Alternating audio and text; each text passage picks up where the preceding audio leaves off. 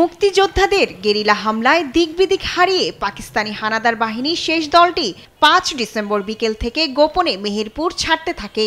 ২ December Gangni হানাদার মুক্ত হলে মুক্তিবাহিনীর অ্যাকশন ক্যাম্পের ক্যাপ্টেন তৎকালীন মেহেরপুর মহকুমা প্রশাসক তৌফিক ইলাহি চৌধুরী হাটবোয়ালিয়ায় এসে মুক্তিবাহিনীর ঘাঁটি স্থাপন করেন। পরে মিত্রবাহিনী ও মুক্তিবাহিনী সম্মিলিতভাবে ৫ ডিসেম্বর মেহেরপুরে প্রবেশ করে।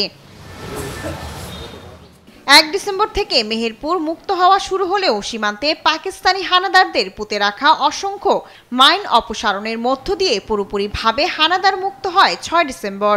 স্বাধীনতার মাসে দিনটি উদযাপনের দাবি স্থানীয় বীর মুক্তিযোদ্ধাদের। এই মুক্ত দিবসের স্মৃতি যেন প্রতি বছর হয়, পরবর্তী যে জেনারেশন গুলা তারা যেন এইরা আলোচনা করে এবং তারা যেন আমাদের কথা স্মরণ করে। জেলা মুক্তিযোদ্ধা কমান্ডার বলেন, ৬ ডিসেম্বরকে মেহেরপুরে নতুন প্রজন্মের কাছে তুলে ধরতে সরকারি উদ্যোগ প্রয়োজন। তারা সেনাবাহিনী যাওয়ার পরে ওরা ওখানে পরে ঢাকায় যাই আত্মসমর্পণ করে ১৬ ডিসেম্বর। যে কারণে সেই দিবসটি আমরা প্রতি বছর যত মর্যাদার সহিত আমরা এটা পালন করি।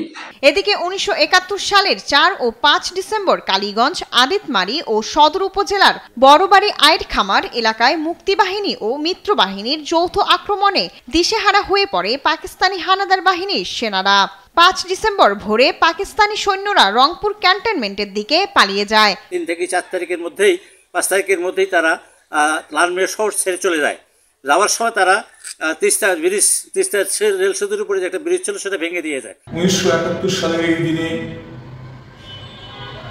মুক্তিযোদ্ধা ও মিত্রবাহিনীর ত্রিমুখী আক্রমণের মুখে টিকতে না পেরে পাকিস্তানি বাহিনী এবং তাদের ছিল দস্যুরেরা, রাজাকাররা রংপুরে এবং অন্যান্য স্থানে পালিয়ে যায়।